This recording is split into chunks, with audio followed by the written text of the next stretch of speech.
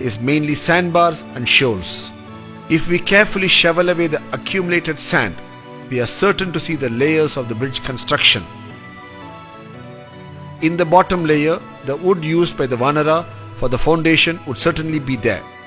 Obviously, over the last so many thousand years, the wood would have solidified and become carbonaceous material and would probably now be botanical grains. The text then speaks of the Vanara holding ropes on both sides of the bridge being constructed and the wood and the stones being piled between them.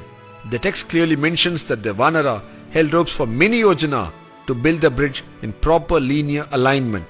From this description, it is clear that it was not just random throwing of stones, but a planned effort which took into consideration the concept of linear alignment, which is even today evident from the aerial photograph of the bridge. The distances they covered each day is also mentioned in the text.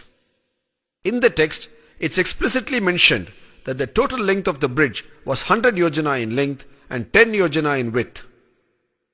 This is a 10:1 ratio.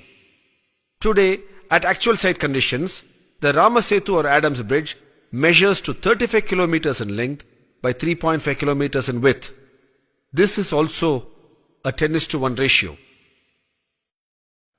After the victorious battle with Ravana, while returning with Sita to Ayodhya in the Pushpak Vimana, they fly over this bridge.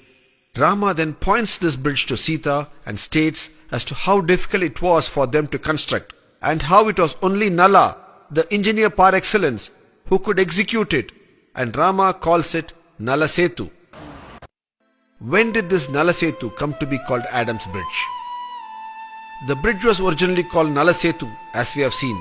Later the people, out of their admiration and veneration for Rama, started calling it Rama Setu, and later it also got the name Setu Bandha, that which joins two lands. This has been a walking bridge for many millennia. During the course of its early usage, one of the early Islamic religious leaders of Sri Lanka walked over this bridge and reached Lanka to do penance there. Since he was the early Islamic man, he was called Adam by the Sri Lankan Muslims. When the Europeans came to this part of the world, they could easily correlate to the name Adam, and they started calling it Adams Bridge in their records, and the name stayed. In the last few decades, man-made satellites have been regularly orbiting the Earth and photographing various parts of the Earth. One such area they have photographed is the southern part of India. In this set of photographs, the bridge is also visible. It can be distinctly seen as a shallow underwater causeway connecting the two lands. These photographs do suggestively indicate it to be man-made due to its unique curvature. The opinion of many is that this could be the man-made bridge as detailed in the Ramayana text.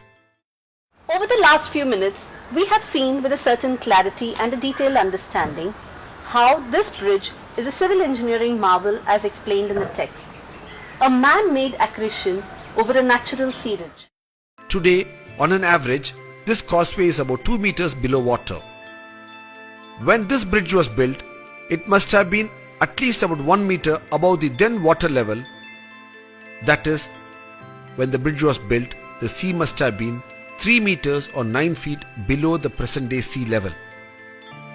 As per the World Oceanography Report, a 9 feet rise in sea levels due to the melting of the polar ice caps and global warming should have occurred over 7,000 years.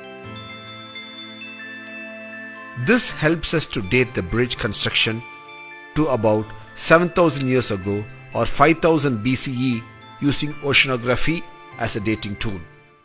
Today, we need to rightfully promulgate an order under the Archaeological Survey of India Act, Clause 4, to call this a Heritage Monument of India.